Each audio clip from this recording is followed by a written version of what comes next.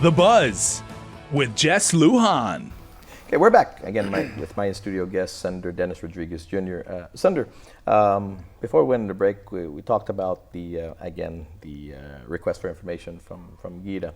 Now, of course, cannot change the business model of GMH in the sense that it's a free entity, basically based on a mandate in the Organic Act that the governor has oversight, basically, of the hospital and has to provide that service regardless of the individual's ability or inability to pay. Now, we also see, I'm at just the other end of the spectrum. I want privatization, you know. I mean, we did this, I remember in my first term, the 27th Guam legislature, we finally privatized. There's a lot of resistance, but we privatized GTA. It's really competitive now. We get better service and all that. Now, it's hard to change, absolutely hard to change.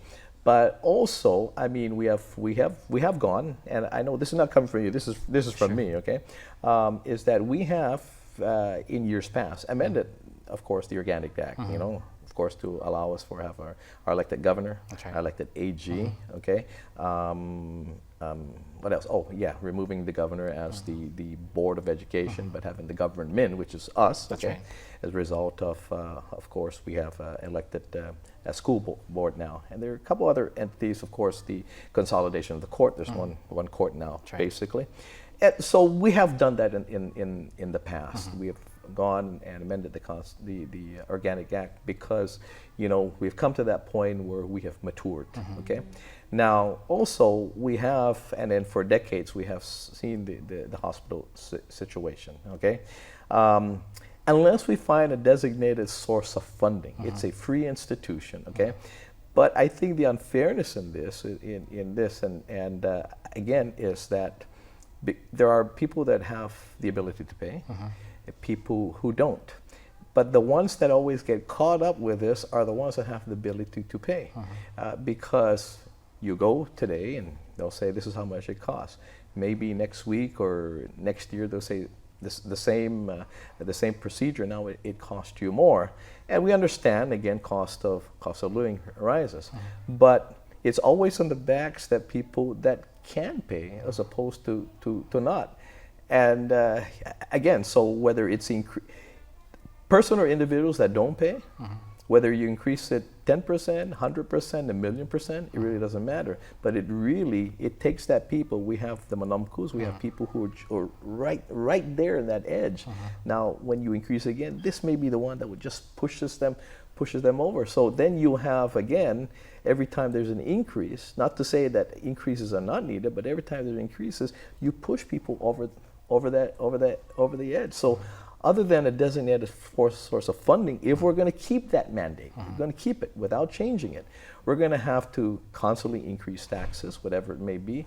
A designated source of funding, for sure, nobody touches that specifically, and know that we have to pay for the hospital employees constantly upgrading their salaries and equipment maintenance and things of that nature. So we have to bite down and say, that's what we're going to do if you don't change the model. That's right.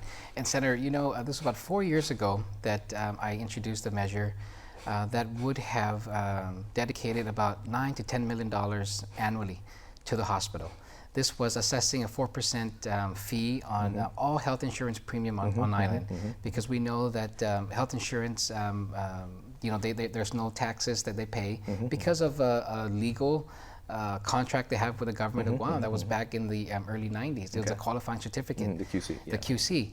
And so, you know, when we looked at how they've received that QC and how it's really matured and how really it was really meant for the captive insurers, right, for that industry, then we went and I proposed a measure that would assess a 4%, at least the equivalent of the GRT, and that would have netted us about $9 to $10 million a year. Unfortunately, there was pushback even there. So, you know, even at that point, we knew that we needed to have a dedicated source of funding. That was a significant amount. Unfortunately, I got resistance even from my, you know, from my colleagues. It was the first time that I've ever seen an office. Big pushback. That's right, an office of our OFB office come out with a analysis of a bill, and that analysis was just that how it was a bad initiative. It was going to be passed on to the you know, to the ratepayers. But you know, if we want something done, things have to give, right? And Sure. so that was an initiative back then.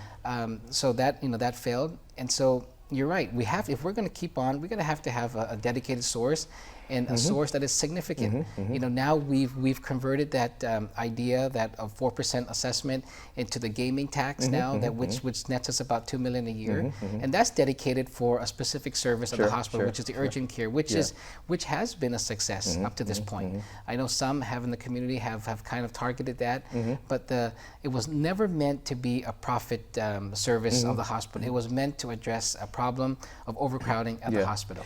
Now let me ask this, because there was a bill also alongside yours. The legislature entertained your bill because your House rules basically say they would.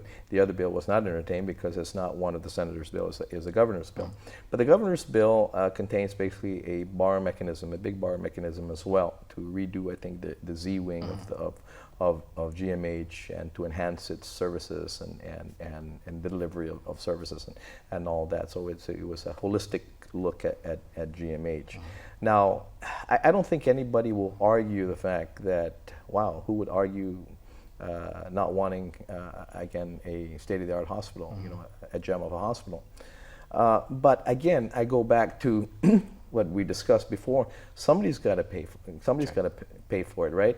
And even if you have now, you enhance the services, you have services now that maybe you didn't have before, or you enhance it and more people will come.